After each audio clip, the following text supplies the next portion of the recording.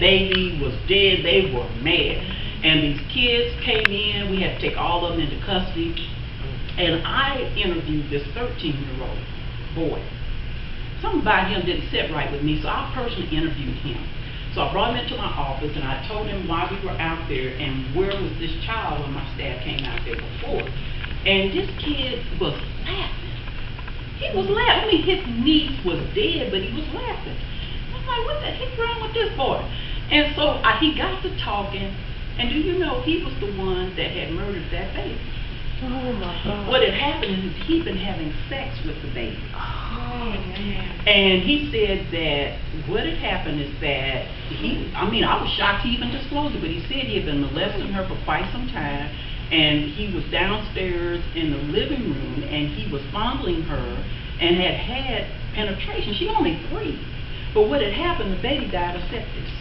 The infection and the internal injuries, that's what caused her official death. That's what the coroner said. But he said he had fed her some cherry soda that night after he got through molesting her, and she started throwing it up.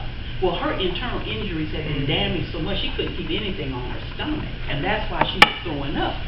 So I kind of looked at him and I was like, why is this kid thinking this is funny? He was like saying it in a jovial way, like it was a joke. And it took everything for me not to jump across that. I mean, really, both of us ended up in jail. That night, I was like, what is wrong with you? So I said, okay, you sit right here. So I went out and I told the officers what he disclosed and stuff, and they came back inside. They closed the door behind me, and all I heard was clink, clink, and they brought him out and took him downtown. Well, they came back to my office about 3 days later and told me the 19-year-old brother had been sexually abusing him for years. Oh my God. And it started at age 3. And I said, now it makes sense. Why he was like that. But what was really ironic is the 19-year-old brother had full-blown AIDS. Jesus. He ended up dying 2 months later.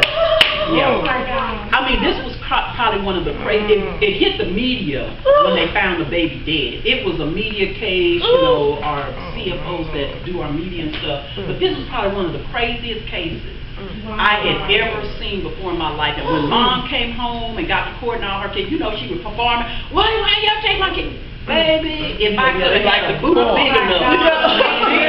I mean, really, because she was just tore up from the floor up. She was on drugs, she was with this brother, they was down in New Orleans, and she just left her kids unsupervised, knowing that all of them had issues, especially the son with AIDS. And then who did the 19-year-old? Yeah.